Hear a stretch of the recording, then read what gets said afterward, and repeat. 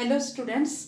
अंतर्गणन और बाह्यगणन निकालने की दो विधि आपके सिलेबस में है, द्विपद विस्तार रीति और न्यूटन की प्रगामी अंतर विधि।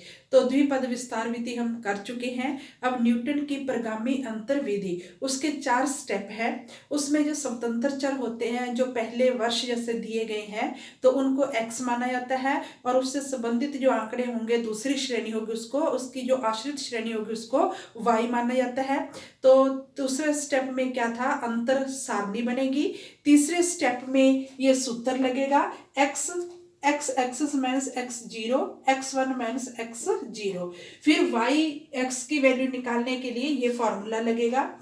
अब न्यूटन की प्रगामी अंतर विधि का कब प्रयोग किया जाता है, ये मैं आपको पहले भी बता चुकी हूँ। जैसे मान लो 1951, 1961, 1971, 1981 या 1991, इनके संबंधित जनसंख्या दी गई है। मान लो यहाँ दी गई है 5 लाख दी गई है, यहाँ 6 लाख दी गई है, यहाँ 8 लाख दी गई है, यहाँ 9 लाख दी गई है, यहाँ 10 लाख दी गई है।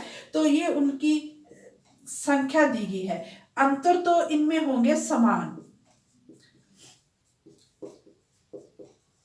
कि इन वर्षों में अंतर तो समान है। अगर तो मान लो इसी में से मान लो 1971 की जनसंख्या का अनुमान लगाना, अंतर करना होना, तो द्विपद विस्तार विधि होती। लेकिन इसमें मान लो इनके बीच कोई भी ले लो, 1965 की ले लो, 1975 की ले लो, 1984 की ले लो, 1952 की ले लो, तो इनके अंतर समान हो, लेकिन इनमें इन पांचों को छोड़कर इनके किसी बीच के वर्ष की जनसंख्या मान लो ज्ञात करनी है, तो न्यूटन की प्रगामी अंतर विधि का प्रयोग किया जाएगा। मान लो इसके बाहर, मान लो 1991 के बाद मान लो 2001 है, तो इसका अंतर्गणन करना है, तो कौन सी विधि लगेगी, बाह्यगणन, क्योंकि इसके बाहर की संख्या होगी बाह्यगणन।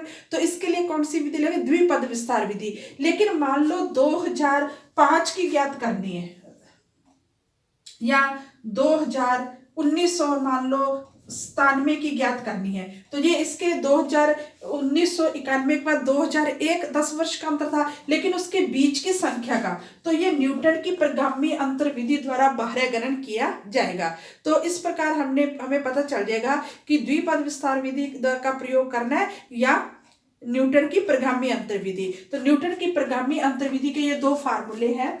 सबसे पहले तो हम एक को x श्रेणी मानेंगे, दूसरे को y। फिर क्या बनाएंगे, अंतर सारणी, जो कि मैंने आपको कॉपी भेज दी है। फिर उसके बाद इन 2 सूत्रों का प्रयोग होगा।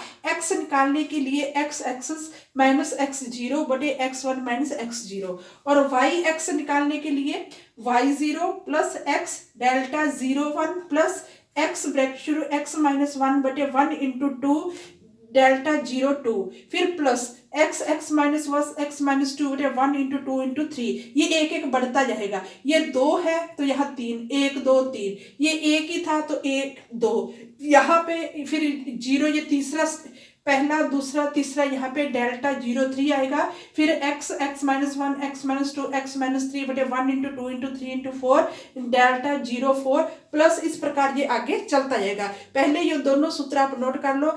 अब नेक्स्ट लेक्चर में हम इससे संबंधित जो है एग्जाम्पल लेकर क्वेश्चन करेंगे। Thanks students.